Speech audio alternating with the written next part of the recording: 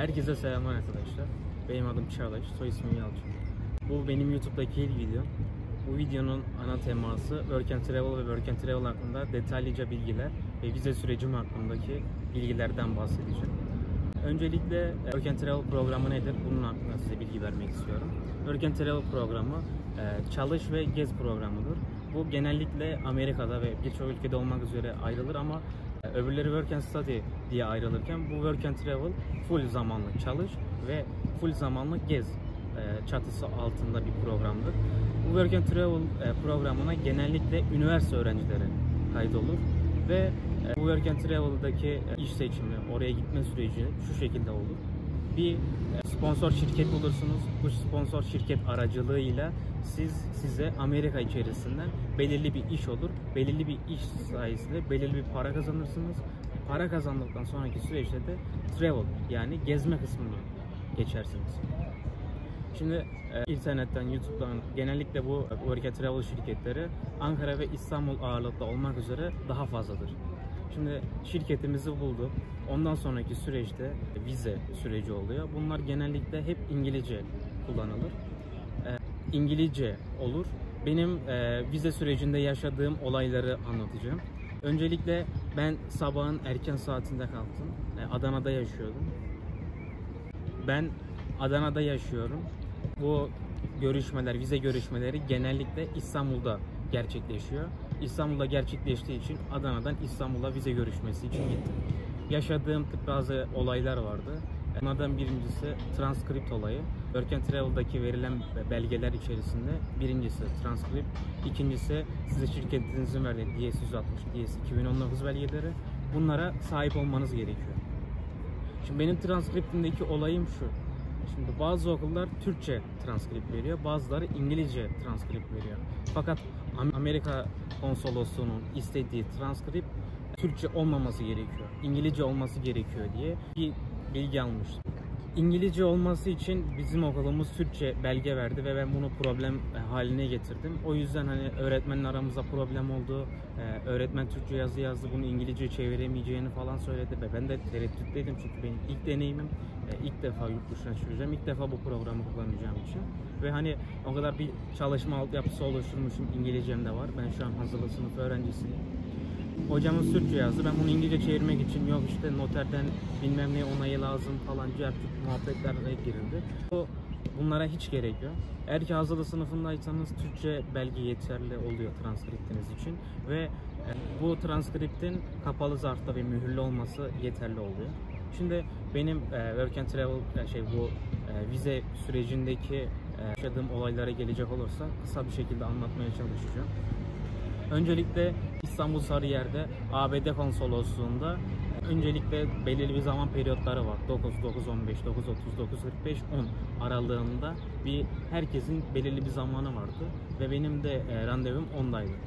9.45 gibi herkes ABD Konsolosluğu'nun önünde sıraya geçildi. Sıraya geçildikten sonra ilk etapta güvenlik kontrolünden geçtik.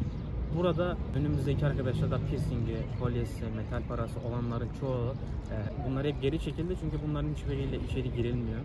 Bu yüzden de ikinci etapta bizim pasaportumuzu kontrol eden genç bir arkadaşımız vardı. Yani ben girdiğim zaman genç bir arkadaşımız vardı. Pasaportumuza baktı. Orada fotoğrafımızı istedi. 5x5 vize için fotoğrafımızı istedi. Onu almadan sadece baktı. Sonra ikinci etap X ışını olan güvenlik kontrolünden geçtik. Güvenlik kontrolünden geçtikten sonraki süreçte de bizi bir asansör karşıladı. Asansörün düğmesi AV yanlış hatırlamıyorsam. AV ile yukarıya çıktıktan sonra bizi yine bir sıra bekliyor. O sırayı geçtikten sonraki süreçte de ilk etapta birinci gişe, ikinci gişe, üçüncü gişe olmak üzere totalde 3 tane gişe var. Birinci gişede bize haklarınızı biliyor musunuz diye Türkçe soru soruluyor. Ondan sonraki süreçte biliyorum diye cevap veriyorsunuz ve bunların hepsi Türk oluyor. İkincisindeki süreçte de yabancı bir abla karşılamıştı beni ve pasaportumu istemişti pasaport kontrolü için. Pasaportumu aldı, barkodunu okuttu. Barkodunu okuttuktan sonraki süreçte de yan tarafa geçmemi istedi. Şimdi ben yan tarafa geçtim ve heyecanlıyım. Konuşmaları az bir şey duyuyordum ve siz kesinlikle heyecanlanmayın. Çünkü ben çok abarttım. Her gün çalışıyordum. Elim yanından geldiğince çalışmaya çalışıyordum. Biraz hani İngilizcem yeterli mi değil mi diye bir tereddütteydim. Fakat oraya geldiğimde de hala emin değildim. İngilizce yazılı sınıfındayım ama emin değildim. İngilizce'de az bir şeyler biliyorum yani konuşmayı. İçeri girdim. Burada ses duyuyorum ama kendimden emin değilim. Kelimeleri anlamıyorum, yutarak konuşuyorlar falan diye biraz daha strese girdim. Neyse sıra geçti. En son ben aldım. Vize görüşmesi de şu şekilde. İnternette size bu kesitini paylaşacağım. 1, 2, 3 tane ne vardır? Sırası gelen girer, sırası gelen gider, sırası gelen gider. Şimdi benim olduğum günde 2 tane vezne çalışıyordu. Bir tane sarışın ablamız, bir tane de Nick, meşhur Nick, bilen bilir. Nick abimiz genelde kısa şekilde sorular sorur ve İngilizceyi az bir şey ölçer, şak onayı verir.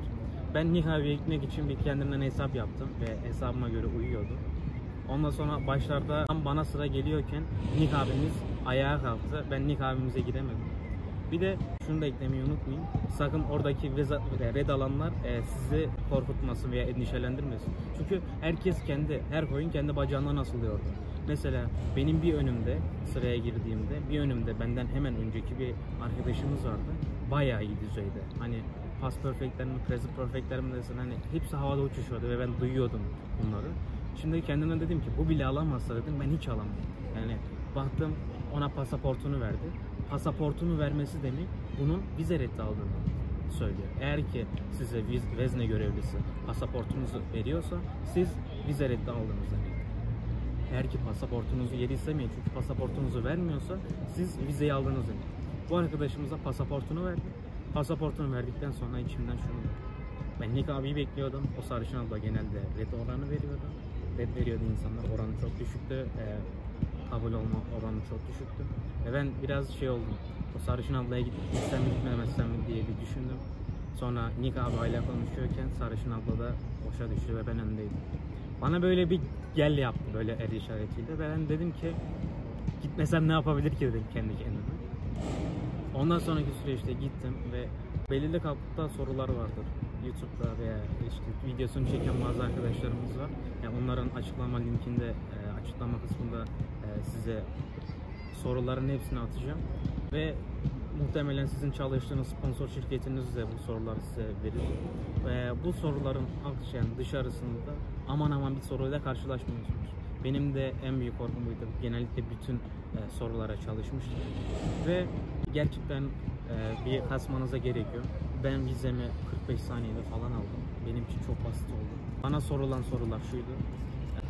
Mesela bir de şunu da eklemeyi unutmayayım. Hiç kimse hello, good morning, how are you? Bunları hiç kimse söylemiyordu. Ben bunu dikkat ettim ve hiç kimsenin söylemediğini ve o yüzden red aldığını düşünüyorum açıkçası.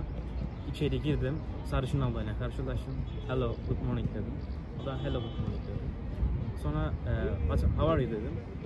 I'm fine dedi, and you dedi. Ben de dedim ki ben iyiyim dedim ama dedim biraz dedim heyecanlıyım dedim. O ablamız bana şu şekilde yaptı. Relax ol dedi. Sakin olmamı söyledi. O yüzden öyle bir aramızda bir şaka, bir muhabbet oldu. O yandan iyi anlaştığımızı, aramızda iyi bir bağ kurduğumuzu düşünüyordum. Ondan sonra beni baktı, böyle süzdü. Hazırlık sınıfındaymış, çok gençsin falan dedi. Yüzme biliyor musun dedi. Ben lifeguardlık yapacağım çünkü. Yüzme biliyor musun dedi. Böyle güldü. Ondan sonra evet dedim. Sonra bir daha süzdü, bir şeyler yazdı, imzaladı. İyi tatiller dedi. Benim vize görüşme sürecim bu kadar. Ve bana vizen onaylandı diye bir kağıt verdi. Şimdi bu pasaport ne zaman geri alacağız? Bu bir soru olabilir. Bu pasaportu size PTT Kargo ile bir hafta içerisinde ya Ankara'ya ya da dilerseniz 60 TL ücret verirseniz evinize direkt kargolanıyor. Bu şekilde. Beni izlediğiniz için çok teşekkür ederim. Bu Work and Travel sürecini YouTube'daki video halinde parça parça her şeyle, sırasıyla aşama aşama kaydetmeyi düşünüyorum. Videomu beğendiyseniz beğenmeyi unutmayın. Kendinize